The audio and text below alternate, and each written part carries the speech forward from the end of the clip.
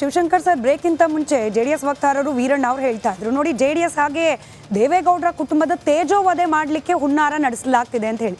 ತೇಜೋವಧೆ ಅನ್ನೋದು ಈ ಪ್ರಕರಣದಲ್ಲಿ ಹೆಂಗಪ್ಪ ನಾವು ವ್ಯಾಖ್ಯಾನ ಮಾಡೋದು ಅಂತ ಹೇಳಿ ನಂಗೆ ಆಶ್ಚರ್ಯ ಆಗುತ್ತೆ. ಯಾಕಂತಂದ್ರೆ ಆರೋಪ ಬಂದಿರೋದು ಯಾರ ಮೇಲೆ? ಪ್ರಜ್ವಲ್ ರೇವಣ್ಣ ಅವ್ರ ಮೇಲೆ.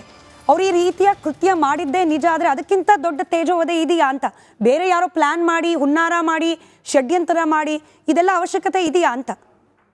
ಸ್ಮಿತಾ ಅವರೇ, ನಮ್ಗೆ ಬಹಳ ಆಘಾತಕರವಾದ ತೇಜೋವಧೆ ಅಂತ ಇವಾಗ ಮಾತಾಡ್ತಾ ಇದ್ದಾರೆ, ಸರಿ. ಆದ್ರೆ ನಮ್ಗೆ ಅದೇ ಇದೆಲ್ಲವೂ ನೀವು ಹೇಳಿದ ಹಾಗೆ ಇದೆಲ್ಲ ಕ್ಲೀಶೆ ಆಗ್ಬಿಟ್ಟಿದೆ, ಮಾತಾಡಿ ಮಾತಾಡಿ ಎಲ್ರಿಗೂ ಗೊತ್ತಿರುವಂತ ವಿಚಾರ. ಈಗ ಪ್ರಜ್ವಲ್ ರೇವಣ್ಣ ಅವರ ಮೇಲಿನ ಸೋಕಾಲ್ಡ್ ಪರ್ಪೋರ್ಟೆಡ್ ಪೆನ್ ಡ್ರೈವ್ ನೆನ್ನೆದು ಮೊನ್ನೆದಲ್ಲ, ಅಂದ್ರೆ ಅವ್ರು ಕಳೆದ ಜೂನ್ ನಲ್ಲೇನೆ ಇಂಜೆಕ್ಷನ್ ತಗೊಂಡಿದ್ದಾರೆ. ಹಾಗಾದ್ರೆ ದೇವೇಗೌಡರಿಗೆ ಇದು ಗೊತ್ತು ಅಂತ ಆಯ್ತು. ಅಂದ್ರೆ ಇದು ಏನೋ ನಡೀತಾ ಇದೆ, ಈ ತರದೊಂದು ಪೆನ್ ಡ್ರೈವ್ ನಲ್ಲಿ ಈ ತರದೊಂದು ಅಶ್ಲೀಲವಾದಂತಹ ದೃಶ್ಯಗಳಿವೆ ಅಂತ ದೇವೇಗೌಡರಿಗೂ ಗೊತ್ತು, ದೇವೇಗೌಡರ ಕುಟುಂಬಕ್ಕೆ ಗೊತ್ತು. ಆಮೇಲೆ ದೇವರಾಜೇಗೌಡರು ಅವ್ರು ಕ್ಲೈಮ್ ಮಾಡೋ ಪ್ರಕಾರ ಕಳೆದ ಡಿಸೆಂಬರ್ ನಲ್ಲಿ ಅಮಿತ್ ಶಾ ಅವರಿಗೆ ಇದ್ರ ಬಗ್ಗೆ ಅಲರ್ಟ್ ಮಾಡಿದ್ರು.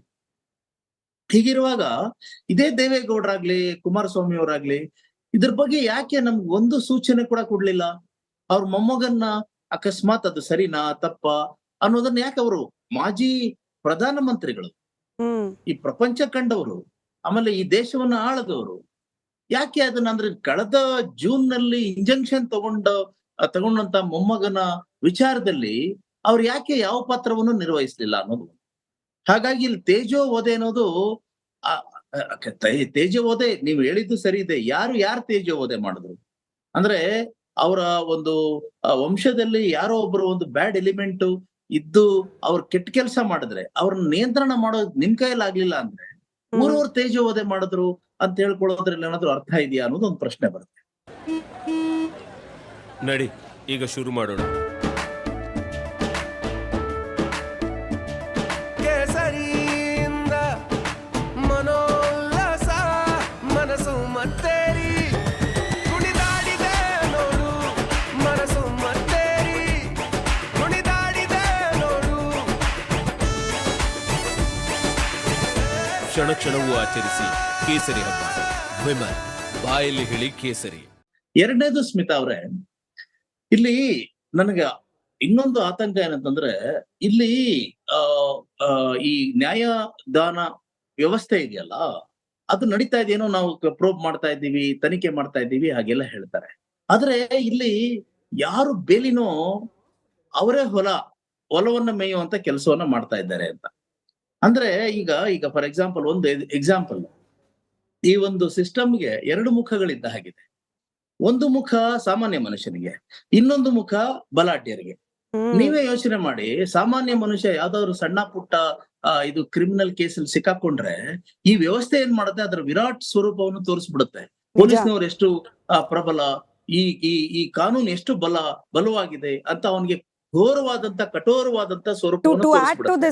ಸಾರಿ ಇಂಟರಪ್ಟ್ ಮಾಡ್ತಿದ್ದೀನಿ. To add to this, social ಮೀಡಿಯಾದಲ್ಲಿ ಒಂದು ಕಾಮೆಂಟ್ ಓದ್ತಾ ಇದ್ದೆ, ಬೇರೆ ಯಾರ ಮೇಲಾದ್ರೂ ಆರೋಪ ಬಂದಿದ್ರೆ ಆರೋಪಿ ಮನೆಯವ್ರನ್ನೆಲ್ಲ ಕರ್ಕೊಂಡ್ಬಂದು ಸ್ಟೇಷನ್ ಅಲ್ಲಿ ಕೂರಿಸ್ತಿದ್ರು, ಬ್ಯಾಂಕ್ ಅಕೌಂಟ್ ಗಳನ್ನ ಸೀಸ್ ಮಾಡ್ತಾ ಇದ್ರು. ಅದು ಒಂದು ಎಕ್ಸಾಂಪಲ್. ಈಗ ರೇವಣ್ಣ ಅವರು ಅಂದ್ರೆ HD ರೇವಣ್ಣ ಅವರು, ಪ್ರಜ್ವಲ್ ರೇವಣ್ಣ ಅವರ ತಂದೆಯವರು ಒಬ್ರು ಆರೋಪಿ. ಅವ್ರ ಮೇಲೆ ಇನ್ನೂ ಆರೋಪಿ ಅಷ್ಟೇ, ಇನ್ನೂ ಅಪರಾಧಿ ಆಗಿಲ್ಲ, ಕಲ್ಪ್ರಿಟ್ ಆಗಿಲ್ಲ. ಅವ್ರಿಗೆ ಇದೇನು ಕೋರ್ಟ್ ಅಲ್ಲಿ ತೀರ್ಮಾನ ಆಗ್ಬೇಕು, ಅದು ನಾನು ಒಪ್ತೀನಿ. ಆದರೆ ಇಂಥ ಕೇಸಲ್ಲಿ ಅವ್ರ ಮೇಲೆ ಇರೋದು ಆರೋಪ ಇದು ಏನು kidnap link to rape case. ಅಂತ ಒಂದು ಕೇಸಲ್ಲಿ ಒಂದು ವಾರದಲ್ಲಿ ನಿಮಗೆ ಬೇಲ್ ಸಿಕ್ಬಿಡ್ತು ಅಂದ್ರೆ ಇದು ಮಿರಾಕಲ್ಲ. ಸಂತೋಷ ಪಡ್ಬೇಕಾ ದುಃಖ ಪಡ್ಬೇಕಾ ನಾನು ಹೇಳಿ. 7ನೇ ತಾರೀಕು ಅವ್ರದ್ದು ಅರೆಸ್ಟ್ ಆಗುತ್ತೆ. 8ನೇ ತಾರೀಕು ಮ್ಯಾಜಿಸ್ಟ್ರೇಟ್ ಮನೆ ಮುಂದೆ ಅವ್ರನ್ನ ಪ್ರೊಡ್ಯೂಸ್ ಮಾಡ್ತಾರೆ.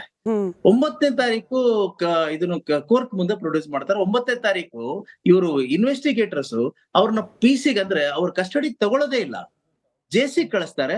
ಒಂದು ವಾರದಲ್ಲಿ ಅವ್ರಿಗೆ ಬೇಲ್ ಸಿಕ್ಬಿಡುತ್ತೆ.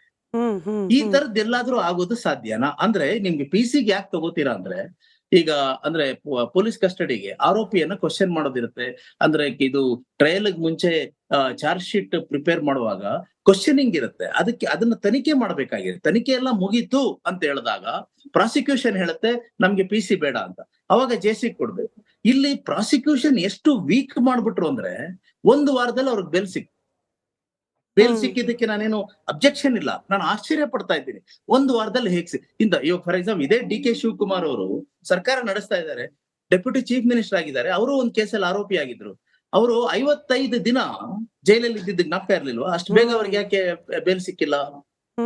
ಆಮೇಲೆ ಮನೋಜ್ ಸಿಸೋಡಿಯಾ ಅವರು 1 ವರ್ಷದ ಮೇಲೆ ಆಯ್ತು ಜೈಲಲ್ಲಿ ಇದ್ದಾರೆ. ಅಂದ್ರೆ ಏನು ಇದು ತನಿಖೆ ನಡಿಬೇಕಾಗಿದೆ, ಸೀರಿಯಸ್ ಕೇಸ್ ಅಂತ. ಅಂದ್ರೆ ಕಿಡ್ನಾಪ್ ಕೇಸ್ ನಲ್ಲಿ ನಿಮ್ಗೆ 1 ವಾರದಲ್ಲಿ ಬೇಲ್ ಸಿಕ್ಬಿಡ್ತು ಅಂದ್ರೆ ಅಷ್ಟು ಬೇಗ ಅಷ್ಟು ಕ್ವಿಕ್ ಆಗಿ ಇದು ಒಂದು ಜಸ್ಟಿಸ್ ಡೆಲಿವರಿ ಆಗುತ್ತೆ ಅಂದ್ರೆ ಅದು ಎಲ್ರಿಗೂ ಆಗ್ಬೇಕಲ್ಲ, ಎಲ್ರಿಗೂ ಅನ್ವಯ ಆಗ್ಬೇಕಲ್ಲ. ಅದು ಒಬ್ಬರಿಗೆ ಮಾತ್ರ ಆತರ ಆಗ್ತಾ ಇದೆ ಅಂದ್ರೆ ಈ ವ್ಯವಸ್ಥೆಗೆ 2 ಮುಖ ಇದೆ.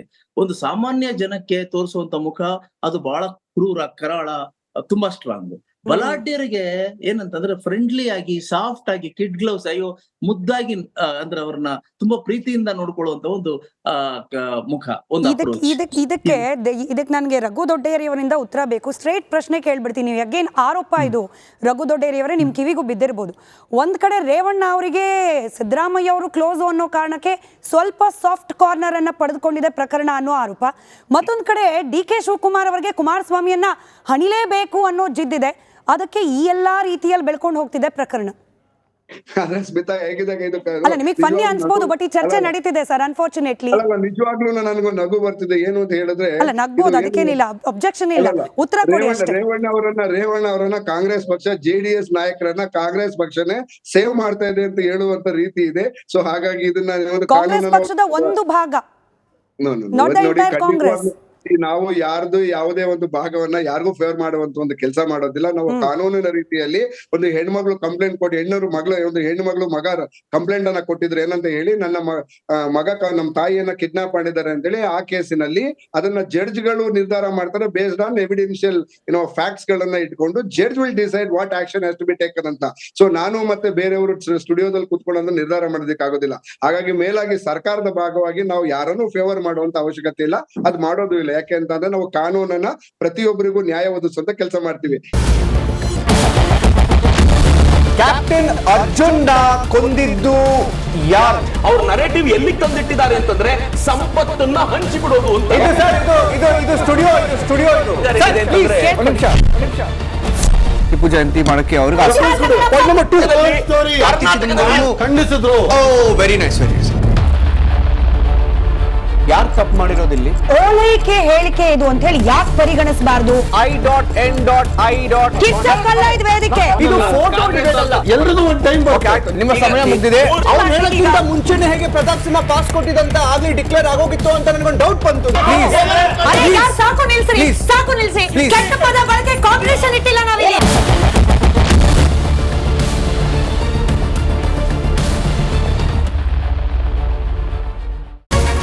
ರಿಪಬ್ಲಿಕ್ ವರ್ಲ್ಡ್ ಆಪ್ ಇದು ಕೇವಲ ಅಪ್ಲಿಕೇಶನ್ ಅಲ್ಲ, ಸಮಗ್ರ ಸುದ್ದಿಗಳ ಸಂಪರ್ಕ ಮಾರ್ಗಕ್ಕೆ ಕ್ರಾಂತಿಕಾರಿ ಬದಲಾವಣೆ.